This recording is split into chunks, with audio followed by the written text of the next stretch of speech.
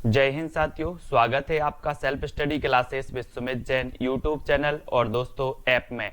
दोस्तों बहुत सारे स्टूडेंट को ऐप डाउनलोड नहीं करते बन रहा है या फिर कर भी लिया है तो कोर्स भी नहीं देख पा रहे हैं।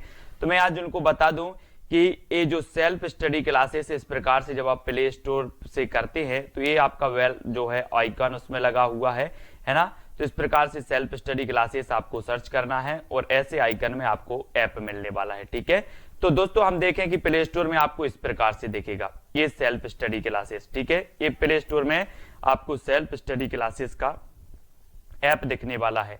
ठीक है, ये इमेज उसमें डली है, ये आइकन, ये लोगो उसमें डला है। ठीक है, अब दोस्तों इसको इंस्टॉल करना है, यहां से आप इंस्टॉल करेंगे। ठीक है, अब इंस्टॉल करेंगे तो वहां पर आपको नंबर मांगेगा, जीमेल नंबर मांगेगा, तो आपको ओटीपी आएगा, तो आप रजिस्टर करके आगे बढ़ेंगे। सबसे पहला जो आपका जो रचना है दोस्तों, प्रश्न है वो है मैं वक्त के हूं सामने की रचनाकार कौन है। 2 सेकंड आपको दिए जाएंगे, आपको उत्तर बताना है। मैं वक्त के हूं सामने की रचनाकार कौन है। गिरजा कुमार माथुर, भवानी प्रसाद मिश्र, शमशेर बहादुर या फिर अज्ञे। तो मैंने आपको कई बार याद करवाया हूं दोस्तों कि वक्त के सामने क्यों खड़े हो गिरजा, वक्त के सामने क्यों खड़े हो गिर जाओ भाई। तो किसकी हो जी, गिरजा, तो गिरजा कुमार माथुर की, यानी कि ये नंबर आपका बिल्कुल सही हो जाएगा। और दोस्तों आपको पता है कि इसे 1991 में साहित्य अकादमी पुरस्कार भी मिला है। मैं वक्त के हूं सामने के लिए गिरजा कुमार माथुर की रचना है और इसे 1991 में साहित्य अकादमी पुरस्कार मिल जाता है। ठीक है, अगला क्वेश्चन है प्लाट का मोर्चा की रचनाकार कौन है। अब 2 सेकंड आपको दिए जाते हैं और दोस्तों प्लाट के मोर्चे में कोई सियार को उतारोगे कि शेर को उतारोगे, जल्दी से बताना है। प्लाट के बोले सर बेटा प्लाट के मोर्चे में मैं सियार को नहीं शेर को उतारूंगा, यानी कि प्लाट का मोर्चा शमशेर बहादुर, किसकी होगी रचना, शमशेर बहादुर का। अब याद रखना है आपको, प्लाट के मोर्चे में सियार को नहीं शेर को उतारना है, तो शमशेर बहादुर यानी सा नंबर आपका बिल्कुल सही हो जाएगा। ठीक है, अगला है दोस्तों गीत फरोश के रचनाकार कौन है। गीत फरोश 4 विकल्प है, 2 सेकंड आपको दिए जाते हैं। दोस्तों हमें किसके गीत गाना है, हमें गीत गाना है भवानी के। किसके गीत गाना है, भवानी के गीत गाना है। तो गीत फरोश रचना के रचनाकार कौन होंगे, कौन होंगे, भवानी प्रसाद मिश्र, यानी कि आपका जो विकल्प नंबर बी है वो बिल्कुल सही हो जाएगा। बी नंबर 1956 की रचना मानी जाती है। और अगला है दोस्तों आंगन के पार द्वार के रचनाकार कौन है, और 4 विकल्प हैं और आपका बिल्कुल सही आंसर हो जाएगा कि आंगन के द्वार पर कौन खड़े हैं, अज्ञे खड़े हैं। आंगन के द्वार पर अज्ञे खड़े हैं और ये रचना अज्ञे की है, ये भी आपको याद रखनी है। ठीक है, चांद का मोह टेढ़ा की रचनाकार कौन है दोस्तों। 4 विकल्प हैं, मैं आपको बता दूं कि अगर व्यक्ति की मुक्ति हो जाए तो उसका जो मोह होता है वो सीधा नहीं रहता, ऐसा हो जाता टेढ़ा। चांद का मोह टेढ़ा, मुक्ति मिल गई तो चांद का मोह टेढ़ा हो जाता है। तो चांद का मोह टेढ़ा ये रचना किसकी होगी, मुक्ति बोध, यानी कि आपका जो सा नंबर है वो बिल्कुल सही हो जाएगा। ठीक है, अगला है ठंडा लोहा की रचनाकार कौन है। ठंडा लोहा, दोस्तों आपको पता है कि लोहा कितना भी गर्म हो, है ना, कितना भी गर्म हो धर्म के पास आते ही ठंडा हो जाता है ना। लोहा कितना भी गर्म हो धर्म के पास आते ही क्या हो जाता है, ठंडा हो जाता है लोहा। तो उत्तर आपका सही क्या होगा, धर्मवीर भारती। ये ठंडा लोहा रचना है धर्मवीर भारती, यानी बी नंबर आपका बिल्कुल सही हो जाएगा। ठीक है, काठ की घंटियां की रचनाकार कौन है दोस्तों। काठ की घंटियां, अब 4 विकल्प हैं, गिरजा कुमार माथुर, धर्मवीर भारती, सर्वेश्वर बहादुर, सर्वेश्वर दयाल सक्सेना या फिर अज्ञे। अब एक चीज बताना, काठ की घंटियां यानी कि बहुवचन में शब्द है, घंटियां यानी बहुत सी घंटियां। अब काठ की घंटियां हैं दोस्तों, तो इनका हमें क्या करना पड़ेगा, सर्वे करना पड़ेगा कि कितनी घंटियां हैं। सर्वे करोगे कि ऐसे ही बता दोगे कि 5 हैं कि 10 है, पहले काठ की घंटियां का हमें सर्वे करना है। तो काठ की घंटियां की रचनाकार कौन होंगे, सर्वेश्वर दयाल सक्सेना। ठीक है, कुआनो नदी भी इनकी रचना है। ठीक है, ये भी आपको याद रख लेनी है। काठ की घंटियां, जंगल का दर्द भी इन्हीं की रचना है। ठीक है, खूंटियों पर टंगे लोग भी इन्हीं की रचना है, इनको याद रख लेना है। सिर्फ सर्वे आपको याद करना, सर्वे, काठ की घंटियों का सर्वे करना है। बुनी हुई रस्सी के रचनाकार कौन है दोस्तों, आपको पता है दोस्तों जब आप जाते हो कहाँ, भवानी के मंदिर में जाते हो, भवानी के मंदिर में, तो वहां पर इस प्रकार से आपको एक बुनी हुई रस्सी मिलती है ना, हाथ में बांधने के लिए पचरंगा धागा है, बुनी हुई रस्सी आपको भवानी के दरबार में मिलती है। कहाँ मिलती है? भवानी के दरबार में। बोले सर भवानी के दरबार में तो बुनी हुई रस्सी मिलती है, तो ये बुनी हुई रस्सी के रचनाकार कौन होंगे? भवानी प्रसाद मिश्र, यानी डी नंबर आपका बिल्कुल सही हो जाएगा। ठीक है, अगली है दोस्तों, महावृक्ष के नीचे 1977 के रचनाकार कौन है?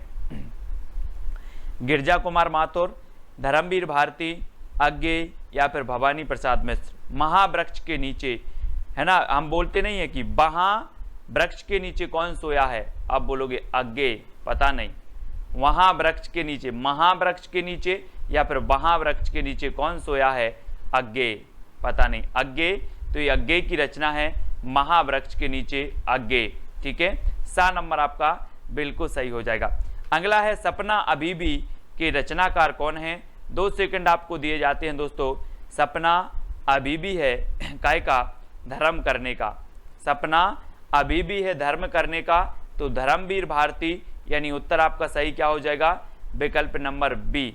ठीक है, आपने पढ़ा होगा दोस्तों, गुनाहों का देवता, सपना अभी भी है, ठंडा लोहा, ये सारी रचनाएं धर्मवीर भारती की हैं, जिनको हमने ट्रैक से कई बार याद करवाया है। खूंटियों पर टंगे लोग। अब दोस्तों एक चीज बताना कि खूंटियों पर टंगे लोगों का हमें क्या करना पड़ेगा? सर्वे करना पड़ेगा, तब हमें पता चलेगा कि खूंटियों पर कितने लोग टंगे हैं। तो खूंटियों पर टंगे लोग का क्या करना है? सर्वे। तो सर्वेश्वर दयाल सक्सेना की ये क्या हो जाएगी? रचना हो जाएगी। ठीक है, अगला है, शिलापंख चमकीले के रचनाकार कौन है? दोस्तों एक पक्षी था, उसने बोला कि मेरे जो शिलापंख थे वो बहुत चमकीले थे, अब क्या हो गए हैं? गिर गए हैं, है ना। आपने जटायु का नाम सुना होगा, बोले मेरे पंख शिला चमकीले थे, अब गिर गए हैं, गिर गए, है ना। तो शिलापंख चमकीले, ये किसकी रचना होगी? गिरजा कुमार माथुर। गिरजा कुमार माथुर, यानी कि ए नंबर आपका बिल्कुल सही हो जाएगा। ठीक है, अगला है, कामायनी एक पुनर्विचार की रचनाकार कौन है? दोस्तों आपको पता है कि कामायनी एक पुनर्विचार, और बहुत सारे लोग मुक्ति के लिए कहते हैं, मुक्ति मिल जाए भगवान, एक बार पुनर्विचार कर लो, है ना। कामायनी पुनर्विचार, कामायनी एक पुनर्विचार, काय के लिए? मुक्ति के लिए एक पुनर्विचार, तो मुक्ति बोध की रचना हो जाएगी कामायनी एक पुनर्विचार। चांद का मोह टेढ़ा भी इन्हीं की रचना है, ये आपको याद रखनी है। अगला है दोस्तों, दोआब की रचनाकार कौन है? दोआब, 4 विकल्प हैं, और दोआब के जो रचनाकार होंगे वो कौन हो जाएंगे? वो हो जाएंगे शमशेर बहादुर। शमशेर बहादुर, यानी सा नंबर, है ना। दोआब भी इन्हीं की रचना है, प्लाट का मोर्चा भी इन्हीं की रचना है, और शमशेर बहादुर को दोस्तों कवियों का कवि कहा जाता था। आपसे क्वेश्चन बनता है कवियों का कवि किसे कहा जाता था, तो आप बता देना शमशेर बहादुर को। ठीक है, खुशबू के शिलालेख के रचनाकार कौन है? दोस्तों खुशबू के शिलालेख, है ना, किसने देखे? भवानी ने देखे। खुशबू के शिलालेख भवानी ने देखे, तो खुशबू के शिलालेख के रचनाकार कौन होंगे? कौन हो जाएंगे? भवानी प्रसाद मिश्र। ठीक है, खुशबू के शिलालेख किसने देखे? भवानी ने, तो भवानी प्रसाद मिश्र खुशबू के शिलालेख। ठीक है, अगली रचना है दोस्तों, भग्नदूत के रचनाकार कौन है? भग्नदूत। अगर मैं आपसे पूछूं कि कितने दूत भग गए? भग्नदूत, भग्नदूत यानी कि भगन तो भग गए, दूत भग गए, है ना। तो कितने दूत भग गए? तो आप बोलोगे सर अज्ञेय, पता नहीं कितने दूत भग गए, है ना। तो ए, है ना, ये हो जाएगी अज्ञेय की रचना भग्नदूत। ठीक है, अगला है, भूरी भूरी खाक धूल की रचनाकार कौन है? दोस्तों आपको पता है कि जब व्यक्ति को मुक्ति मिल जाए तो उसकी ये जो भूरी भूरी भूरा भूरा शरीर है, ये सब खाक धूल में मिल जाता है। भूरा भूरा शरीर खाक धूल में मिल जाता है, जब मुक्ति मिल जाए तो ये भूरी भूरी खाक धूल रचना के रचनाकार कौन होंगे? कौन हो जाएंगे? मुक्ति, क्योंकि मुक्ति मिल जाए तो भूरी भूरी खाक धूल, है ना। अगला है दोस्तों, धूप के धान की रचनाकार कौन है? और धूप के धान आपको पता है दोस्तों, आप अगर गांव में रहते हैं तो धान अगर अच्छी बारिश हो जाए और मिट्टी बहुत ऐसी हो जाती, बहुत पानी हो जाता है मिट्टी में, तो धान गिर जाती है। धान क्या हो जाती है? गिर जाती है। तो धूप के धान, धान बोले सर गिर जाती है, तो गिरजा कुमार माथुर। गिरजा कुमार माथुर, यानी कि ए नंबर आपका बिल्कुल सही होगा। ठीक है, अगला है जंगल का दर्द की रचनाकार कौन है। अब दोस्तों एक बात बताना, जंगल में बहुत सारे पौधे हैं और जंगल का दर्द आपको कैसे पता चलेगा, कैसे चलेगा, जब आप क्या करोगे, सर्वे करोगे। बोले सर जब हम सर्वे करने जाएंगे जंगल का दर्द क्या क्या है ना, तभी हमें जंगल का दर्द पता चलेगा। तो जंगल का दर्द की रचनाकार कौन है, सर्वेश्वर दयाल सक्सेना। और सा नंबर आपका बिल्कुल सही हो जाता है, सा नंबर है ना। जंगल का दर्द सर्वे करना है, जंगल के दर्द का क्या करना है, सर्वे। तो सर्वेश्वर दयाल सक्सेना। कितनी नाव में कितनी बार की रचनाकार कौन है दोस्तों। अब आप बोलोगे सर मैं कितनी नाव में कितनी बार बैठा, सब अज्ञेय है। क्या है, अज्ञेय। कितनी नाव में कितनी बार, अज्ञेय। तो अज्ञेय यानी कि दा नंबर आपका बिल्कुल सही होगा। ठीक है, अब दोस्तों आपको बताना है प्रयोगवाद के प्रवर्तक कौन माने जाते हैं, आपको बताना है। ये दोस्तों इसी रचना के लिए मिला है इनको ज्ञानपीठ पुरस्कार, कितनी नाव में कितनी बार के लिए, है ना, इसको याद रख लेना। और प्रयोगवाद के जो प्रवर्तक माने जाते हैं वो कौन माने जाते हैं, ये कमेंट में चैलेंज प्रश्न है, आपको लिखना है। गिरजा कुमार माथुर, धर्मवीर भारती, सर्वेश्वर दयाल सक्सेना या फिर अज्ञेय कौन माने जाते हैं, ये कमेंट में सभी लोग लिखेंगे। जितने लोग भी देख रहे हैं वीडियो को लाइक करें। और इसके पहले बहुत सारे वीडियो आपके डल चुके हैं दोस्तों, हिंदी साहित्य ट्रिकी वीडियो, मोस्ट इंपॉर्टेंट कई वीडियो डल चुके हैं। आप प्लेलिस्ट में जाके देखें हिंदी साहित्य ट्रिक्स। ऐप डाउनलोड नहीं करते बन रहा है या फिर कर भी लिया है तो कोर्स भी नहीं देख पा रहे हैं, तो मैं आज उनको बता दूं कि ये जो सेल्फ स्टडी क्लासेस इस प्रकार से जब आप प्ले स्टोर से करते हैं तो ये आपका वेल जो है आइकन उसमें लगा हुआ है ना।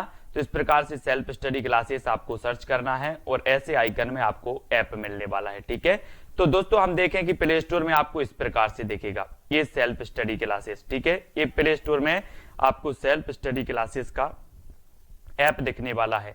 ठीक है, ये इमेज उसमें डली है, ये आइकन, ये लोगो उसमें डला है। ठीक है, अब दोस्तों इसको इंस्टॉल करना है, यहां से आप इंस्टॉल करेंगे। ठीक है, अब इंस्टॉल करेंगे तो वहां पर आपको नंबर मांगेगा, जीमेल नंबर मांगेगा, तो आपको ओटीपी आएगा, तो आप रजिस्टर करके आगे बढ़ेंगे।